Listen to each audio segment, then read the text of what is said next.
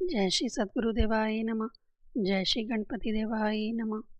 ओम सर्वमंगल मांगल्ये शिवे सर्वार्थ साधिके शरण्ये त्र्यंबके गौरी नारायणी नमस्तुते।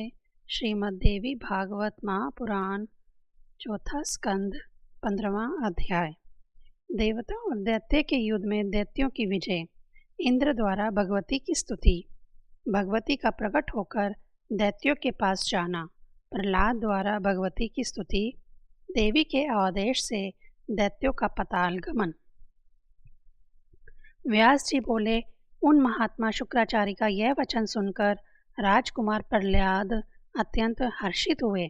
प्रारब्ध को बलवान मानकर प्रहलाद ने उन दैत्यों से कहा, युद्ध करने पर भी विजय कभी नहीं होगी। तदंतर विजय की अभिलाषा रखने वाले उन दानवों ने अभिमान से चूर होकर कहा, हमने तो निश्चित रूप से संग्राम करना चाहिए।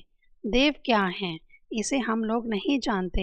हे दानेश्वर, उद्यम रहित लोगों के लिए ही देव प्रदान होता है। देव को किसने देखा है, कहाँ देखा है, देव कैसा है और उसे किसने बनाया है। अतएव अब हम लोग बल का आश्रय लेकर युद्ध करेंगे। हे दैत्य श्रेष्ठ, हे महामते, आप सर्वज्ञ हैं, आप केवल हमारे आगे रहें। हे राजन, तब उन दैत्यों के ऐसा कहने पर महाबली शत्रुओं को भी मार डालने वाले प्रहलाद ने उनका सेना अध्यक्ष बनकर देवताओं को युद्ध के लिए ललकारा। दैत्यों को समारांगन में डटे हुए देखकर उन सभी देवताओं ने भी अपनी पूरी तैयारी कर ली और वे उनके साथ युद्ध करने लगे। तदंतर इंद्र और प्रहलाद का वह भीषण संग्राम पूरे 100 वर्षों तक होता रहा। वह युद्ध मुनियों को विस्मित कर देने वाला था। हे राजन, शुक्राचार्य के द्वारा संरक्षित प्रहलाद आदि प्रधान दैत्यों ने उस हो रहे महायुद्ध में विजय प्राप्त की। तब इंद्र ने गुरु बृहस्पति के वचन अनुसार संपूर्ण दुखों को दूर करने वाली, मुक्ति देने वाली तथा परम कल्याण स्वरूपाणी भगवती का मन ही मन सिमरन किया। इंद्र बोले, हे महामाया, हे शूलधारिणी, हे अंबिके, हे शंख चक्र गदा पद्म और खड्ग से सुशोभित हाथों वाली, हे अभय प्रदान करने वाली, हे देवी आपकी जय हो। हे भुवनेश्वरी, हे शक्ति, हे शक्ति, हे शाकत आदि 6 दर्शनों की नायिका स्वरूपाणी, हे 10 तत्वों की अधिष्ठाता देवी, हे महाबिंदु स्वरूपाणी, हे माता, आपको नमस्कार है। हे महाकुंडलिनी स्वरूपे, हे सच्चिदानंद रूपाणी, हे प्राण अग्निहोत्र विदे, हे दीपशिखा आत्मिके, हे अन्नमय मनोमय प्राणमय विज्ञानमय आनंदमय पंचकोशों में सदा विराजमान रहने वाली, हे पुंछ ब्रह्म स्वरूपाणी, हे आनंद कली के सभी उपनिषदों द्वारा स्तुति, हे माता, आपको नमस्कार है। हे माता, आप हम पर प्रसन्न होने की कृपा करें और प्रफुल्लित मुख मंडल वाली हो जाएं। हे जननी, दैत्यों से पराजित हम निर्बलों को रक्षा कीजिए। हे देवी, एकमात्र आप ही हमें शरण प्रदान करने वाली हैं। आप संसार में प्रमाण स्वरूपा हैं। हे समस्त प्रकर्मों से युक्त भगवती, हम लोगों का दुख दूर करने में आप पूर्ण समर्थ हैं। जो भी आपका ध्यान करते हैं वे परम सुखी हो जाते हैं और आपकी उपासना न करने वाले दूसरे लोग दुखी और शोक तथा भय से युक्त रहते हैं। मोक्ष की अभिलाषा रखने वाले अहंकार शून्य तथा आसक्ति लोग, संत लोग संसार सागर के असीम जल को पार कर लेते हैं। हे देवी, हे विश्व जननी, आप विस्तृत प्रभाव वाली हैं। भक्तों की रक्षा के लिए आप प्रकट हो जाती हैं। आप भक्तजनों का दुख दूर करने में समर्थ प्रताप वाली हैं। इस संपूर्ण जगत का संहार करने के लिए आप काल स्वरूपाणी हैं। हे अम्बे, कौन मंदबुद्धि प्राणी आपका चरित्र जान सकता है। ब्रह्मा विष्णु महेश, सूर्य इंद्र यम वरुण अग्नि वायु निगम आगम तथा महातपस्वी मुनिगण भी आपकी अनुपम महिमा को जानने में समर्थ नहीं हैं। हे उमे, जो आपकी भक्ति में तत्पर हैं वह ही परम धन्य हैं और संसारिक दुखों से मुक्त होकर सुख के समुद्र में डूबे रहते हैं। किंतु जो लोग आपकी भक्ति भावना से वंचित हैं वे जन्म मरण रूपी तरंगों वाले दुखमय भव सागर को कभी भी पार नहीं कर सकते। जिन भाग्यशाली लोगों के ऊपर स्वच्छ चवर डुलाए जा रहे हैं, जो हास विलास का सुख भोग रहे हैं तथा जो सुंदर यानों पर सवारी कर रहे हैं, उनके विषय में मैं तो यही सोचता हूँ कि उन्होंने पूर्व जन्म में अनेक विधि पूजन उपचारों से निश्चय ही आपकी पूजा की है। पूजित होते ही हुए जो लोग उत्तम हाथियों पर विराजमान रहते हैं, जो रमणियों के साथ आमोद प्रमोद में संलग्न हैं और जो विनम्र समानतों के साथ चलते हैं, मैं मानता हूँ कि उन्होंने अवश्य आपकी पूजा की है। व्यास जी बोले, तब इंद्र के इस प्रकार स्तुति करने पर भगवती विश्वेश्वरी तुरंत प्रकट हो गई। उस समय वे सिंह पर बैठी हुई थी। वह 4 भुजाओं से युक्त थी। उन्होंने शंख चक्र गदा पद्म धारण कर रखा था। उनके नेत्र सुंदर थे। वे लाल वस्त्र पहने हुए थीं और वे देवी दिव्य मालाओं से विभूषित थी। प्रसन्न मुखमंडल वाली भगवती ने उन देवताओं से कहा, हे देवताओं, आप लोग भय का त्याग कर दें। अब मैं आप लोगों का कल्याण अवश्य करूंगी। तब ऐसा कहकर सिंह पर सवार वे परम सुंदर भगवती तुरंत वहां चल पड़ी जहां अभिमानी दानव विद्यमान थे। प्रहलाद आदि सभी प्रमुख दानव भगवती को सामने स्थित देखकर भयभीत हो आपस में कहने लगे कि अब हमें क्या करना चाहिए। संभवतः यह चंडिका भगवान नारायण से मिलकर यहाँ आई हैं। इसी ने महिषासुर का वध किया था तथा चंडमुंड का विनाश किया था, जिसने पूर्व काल में अपनी वक्र दृष्टि से मधुकैटभ का संहार कर डाला था। वह अंबिका हम सबको अवश्य मार डालेगी। इस प्रकार उन्हें चिंता से व्याकुल देखकर प्रहलाद ने उनसे कहा, हे श्रेष्ठ दानवों, इस समय हमें युद्ध नहीं करना चाहिए बल्कि भागकर यहाँ से चले जाना चाहिए। तब भागने की चेष्टा करने वाले उन दैत्यों से नामुचे ने कहा, ये जगन्माता भगवती कुपित होकर शस्त्रों से हम लोगों का संहार अवश्य कर देगी। इसके बाद उसने प्रहलाद से कहा, हे महाभाग, आप ऐसा उपाय करें जिससे हम लोगों को दुख ना मिले। उन भगवती की स्तुति करके उनकी आज्ञा से हम लोग इसी क्षण पाताल के लिए प्रस्थान कर दें। प्रहलाद बोले, सृष्टि पालन और संहार करने वाली सभी प्राणियों की माता तथा भक्तों को अभय प्रदान करने वाली शक्ति स्वरूपा भगवती महामाया की मैं स्तुति करता हूँ।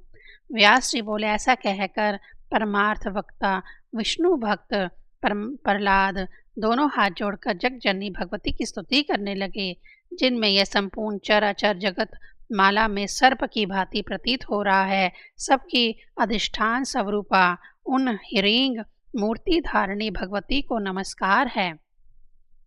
यह स्थावर जगन्मात्मक संपूर्ण विश्व आपसे ही उत्पन्न हुआ है। जो दूसरे करता है वह तो निर्मित मात्र हैं, क्योंकि वह भी आपके बनाए हुए हैं। हे देवी, आपको नमस्कार है। हे महामाये, आप सभी प्राणियों की जननी कही गई हैं। स्वयं आपके ही द्वारा बनाए गए देवताओं और दैत्यों में आपका यह कैसा भेदभाव। पुत्र अच्छे हों अथवा बुरे, उनमें माता का कैसा भेदभाव। उसी प्रकार देवताओं और हम दैत्यों में आपको इस समय भेदभाव नहीं करना चाहिए। हे माता, दानव चाहे जिस किसी भी प्रकार के हों, किंतु वे आपके ही पुत्र हैं, क्योंकि आप पुराणों में विश्व जननी बताई गई हैं। वे देवता भी तो निश्चित रूप से वैसे ही स्वार्थी हैं जैसे हम दैत्यगण। देवताओं और दैत्यों में अंतर नहीं है कि यह भेद केवल मोहजनित है। जैसे हम लोग धन, स्त्री आदि के भोगों में दिन रात आसक्त रहते हैं, वैसे ही देवता भी तो विषय भोगों में लीन रहते हैं। अतः हे देवेश्वरी, असुरों और देवताओं में भेद कैसा। वह भी कश्यप जी की संतान हैं और हम भी उन्हीं कश्यप जी से उत्पन्न हुए हैं। हे माता, ऐसी स्थिति में हमारे प्रति आपके मन में यह विरोध भाव कैसे उत्पन्न हो गया। हे माता, जब सबकी उत्पत्ति में आप ही मूल कारण हैं, तो इस प्रकार भेद करना आपके लिए उचित नहीं है। देवताओं तथा हम दैत्यों में आपको समान व्यवहार रखना चाहिए। गुणों से संबंध होने के कारण ही संपूर्ण देवता और दैत्य उत्पन्न हुए हैं। तब गुणों से युक्त केवल वे देहधारी देवता ही आपके प्रिय क्यों हैं। काम, क्रोध और लोभ सभी प्राणियों के भीतर सदा विद्यमान रहते हैं। अतः कौन व्यक्ति विरोध भाव से शून्य रह सकता है। मैं तो समझता हूँ कि अपने विनोद के लिए आपने ही युद्ध देखने की इच्छा से निश्चय ही हम देवताओं और दैत्यों के बीच भेद उत्पन्न करके परस्पर यह विरोध भाव पैदा कर दिया है। अन्यथा हे अनघे भाइयों में परस्पर विरोध कैसा? हे चामुंडे, यदि आप दैत्यों तथा देवताओं में कलह देखना ना चाहती तो यह विरोध भाव नहीं होता। हे धर्मज्ञ, मैं धर्म को जानता हूँ और इंद्र को भी भली भांति जानता हूँ। तथापि हे देवी, भोग के लिए हम लोगों के बीच कलह सदा से होता रहा है। हे अंबिके, आपके अतिरिक्त संसार में कोई भी एक शासक नहीं है। कौन बुद्धिमान प्राणी किसी लोभी की बात पर विश्वास करेगा? किसी समय की बात है, देवताओं और असुरों ने मिलकर इस समुद्र का मंथन किया, किंतु विष्णु ने अमृत रतन के विभाजन में छल पूर्वक देवताओं और असुरों में भेदभाव किया। आपने पालन कार्य के लिए विष्णु को जगत गुरु बनाया है, किंतु उन्होंने लोभवश दिव्य सुंदरी लक्ष्मी को स्वयं अपना लिया। उसी प्रकार विष्णु की ही इच्छा से इंद्र ने ऐरावत हाथी, परिजात, कामधेनु तथा उच्चश्रवा घोड़े को भी ले लिया तथा अन्य देवताओं ने शेष सब कुछ ग्रहण कर लिया। इस प्रकार का अन्याय करके देवता साधु बन गए। यदि आप धर्म का लक्षण देखें तो उससे ज्ञात हो जाएगा कि देवता निश्चित रूप से अन्यायी हैं। महाअभिमानी विष्णु ने ऐसे अन्यायी देवताओं को उच्च स्थानों पर प्रतिष्ठित किया। इसके विपरीत दैत्यगण पराभूत हुए। अब आप ही धर्म का लक्षण देख लीजिए। धर्म कहाँ है? धर्म का स्वरूप कैसा है? कैसा कार्य हुआ है? और साधुता कहाँ है? अब मैं इसके आगे अपनी बात कहूँ। मीमांसा का मत में तो प्रसिद्ध ही है। न्यायिक विद्वान युक्तिवाद के ज्ञाता और वैदिक विद्वान विधि के ज्ञाता कहे गए हैं। कुछ लोग विश्व को सकृत मानते हैं, उनमें कुछ लोग विश्व को रचयिता पुरुष को और कुछ लोग प्रकृति को बताते हैं। जड़वादी लोग इससे विपरीत प्रकार की बात करते हैं। यदि इस विस्तृत संसार में कोई एक कर्ता होता तो एक ही कर्म के विषय में लोगों में परस्पर विरोध कैसा होता? वेद में एक मत नहीं है और उसी प्रकार शास्त्रों में भी मक्तव्य नहीं है। उन वेद विदों के वचनों में भी एक वाक्यता नहीं है, क्योंकि यह समस्त स्थावर जगन्मात्मक जगत ही स्वार्थ प्रयाण है। संसार में कोई भी ना तो निष्प्रह हुआ है और ना होगा। चंद्रमा ने जानबूझकर अपने गुरु बृहस्पति की भार्या का बलपूर्वक हरण कर लिया। उसी प्रकार धर्म का निर्णय जानते हुए भी इंद्र ने महर्षि गौतम की पत्नी के साथ अनाचार किया। देवगुरु बृहस्पति ने अपने छोटे भाई की गर्भवती भार्या के साथ रमण किया और गर्भस्थ शिशु को शाप दे दिया तथा उसे अंधा बना दिया। हे अंबिके, सत्व संपन्न होते हुए भी विष्णु ने बलपूर्वक सुदर्शन चक्र से निरपराध राहु का सिर काट लिया। मेरा पोता बलि धर्मात्माओं में श्रेष्ठ, वीर, सत्यव्रत में संलग्न रहने वाला, यज्ञकर्ता, महादानी, शांत, सर्वज्ञ तथा सबका सम्मान करने वाला था। पूर्व काल में कपट ज्ञानी विष्णु ने वामन का रूप धारण करके उस बलि के साथ भी छल किया और उसका सारे राज्य छीन लिया। फिर भी विद्वान लोग देवताओं को ही धर्मनिष्ठ कहते हैं और चाटुकारितापूर्ण वचन बोलते हैं कि धर्मवादी होने के कारण ही देवता विजय को प्राप्त हुए। हे जगजननी, यह सब सोच समझकर आप जैसे चाहें वैसे करें। सभी दानव आपकी शरण में हैं। अब आप उनका संहार करें अथवा उनकी रक्षा करें। श्री देवी बोली, हे दानवों, तुम सब लोग पाताल चले जाओ और वहाँ पर निर्भय तथा शोक रहित होकर इच्छा अनुसार निवास करो। अभी तुम लोगों को समय की प्रतीक्षा करनी चाहिए। वह काल ही अच्छे या बुरे कार्य का कारण बनता है। परम संतोषी लोगों को सभी जगह सदा सुख ही सुख है, किंतु लोभ युक्त मन वाले लोगों को तीनों लोकों में राज्य सुख मिल जाने पर भी सुख नहीं प्राप्त होता। सत्य युग में भी नाना विधि भोगों के रहते प्रबल कामना वाले लोगों का सुख कभी पूरा नहीं हुआ।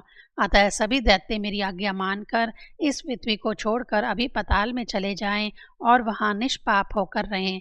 व्यास जी बोले, भगवती का यह वचन सुनकर सभी दानवों ने ठीक है ऐसा कहकर उन्हें प्रणाम किया और उनकी शक्ति से रक्षित होकर वे वहां से चल पड़े। तत्पश्चात भगवती अंतर ध्यान हो गई और देवता अपने अपने लोक चले गए। उस समय सभी देवता तथा दानव वैर भाव छोड़कर रहने लगे। जो मनुष्य इस संपूर्ण कथानक को सुनता अथवा कहता है, वह सभी दुखों से मुक्त होकर परम पद प्राप्त कर लेता है। 15वां अध्याय समाप्त। 16वां अध्याय भगवान श्री हरि के विविध अवतारों का संक्षिप्त वर्णन। जन्मेजय बोले, हे मुनि श्रेष्ठ, हे विभो, अद्भुत चरित्र वाले भगवान विष्णु ने भृगु के शाप से किस मनवंतर में किस प्रकार अवतार ग्रहण किए। हे धर्मज्ञ, हे ब्रह्मन, श्रवण करने पर समस्त सुख सुलभ कराने वाले तथा पापों का नाश कर देने वाली भगवान विष्णु की अवतार कथा का विस्तार से वर्णन कीजिए। व्यास जी बोले, हे राजन, हे निरअधिपि, जिन मनवंतर तथा जिस योग में जैसे जैसे भगवान विष्णु के अवतार हुए हैं, उन अवतारों को मैं बता रहा हूँ, आप सुने। हे नृप, भगवान नारायण ने जिस रूप से जो कार्य किया वह सब मैं आपको इस समय संक्षेप में बताता हूँ। चक्षुर मनवंतर में साक्षात विष्णु का धर्म अवतार हुआ था। उस समय वह धर्म पुत्र होकर नर नारायण नाम से धरातल पर विख्यात हुए। इस व्यवस्थ मनवंतर के दूसरे चतुर्युग में भगवान का दत्तात्रेय अवतार हुआ।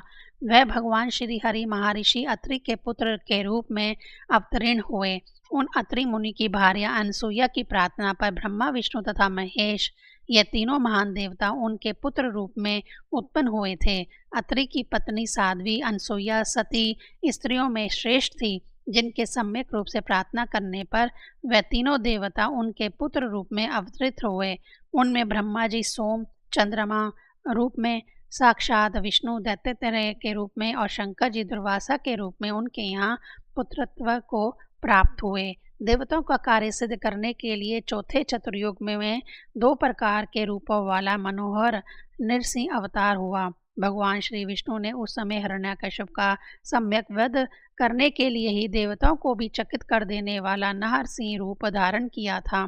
भगवान विष्णु ने दैत्यराज बलि का शमन करने के उद्देश्य से उत्तम त्रेता युग में कश्यप मुनि के यहाँ वामन रूप से अवतार धारण किया था। उन वामन रूपधारी विष्णु ने यज्ञ में राजा बलि को छल कर उनका राज्य हर लिया और उन्हें पाताल में स्थापित कर दिया। 19वें चतुर्युग के त्रेता नामक युग में भगवान विष्णु महर्षि जमदग्नि के परशुराम नामक महाबली पुत्र के रूप में उत्पन्न हुए। क्षत्रियों का नाश कर डालने वाले उन प्रतापी, सत्यवादी तथा जितेंद्रिय परशुराम ने संपूर्ण पृथ्वी क्षत्रियों से छीनकर महात्मा कश्यप को दे दी थी। हे राजेंद्र, मैंने अद्भुत कर्म वाले भगवान विष्णु के पाप नाशक परशुराम नामक अवतार का यह वर्णन कर दिया। भगवान विष्णु ने त्रेता युग में रघु के वंश में दशरथ पुत्र राम के रूप में अवतार धारण किया था। इसी प्रकार 28वें द्वापर युग में साक्षात नर तथा नारायण के अंश से कल्याणप्रद तथा महाबली अर्जुन और श्री कृष्ण पृथ्वी तल पर अवतीर्ण हुए। श्री कृष्ण तथा अर्जुन ने पृथ्वी का भार उतारने के लिए ही भूमंडल पर अवतार लिया और कुरुक्षेत्र में अत्यंत भयंकर महायुद्ध किया। हे राजन, इस प्रकार प्रकृति के आदेश अनुसार युग युग में भगवान विष्णु के अनेक अवतार हुआ करते हैं। यह संपूर्ण त्रिलोकी प्रकृति के अधीन रहती है। ये भगवती प्राकृतिक जैसा चाहती है वैसे ही जगत को निरंतर नचाया करती है। परम पुरुष की प्रसन्नता के लिए ही वह समस्त संसार की रचना करती है। प्राचीन काल में इस चर अचर जगत का सृजन करके सबके आदि रूप सर्वत्र गमन करने वाले दुर्ज्ञ, महान, अविनाशी, स्वतंत्र, निराकार, निष्प्रय और पर आत्पर वे भगवान जिन माया रूपाणी भगवती के संयोग से उपाधि रूप में ब्रह्मा विष्णु महेश 3 प्रकार के प्रतीत होते हैं, वे ही परा प्राकृतिक हैं। उत्पत्ति और काल के योग से ही वह कल्याणमयी प्राकृतिक उन परमात्मा से भिन्न भासती है। सबका मनोरथ पूर्ण करने वाली वह प्रकृति की ही विश्व की रचना करती है, सम्यक रूप से पालन करती है और कल्प के अंत में संहार भी कर देती है।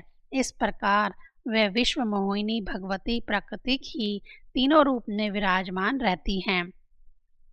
उन्हीं से संयुक्त होकर ब्रह्मा ने जगत की सृष्टि की है।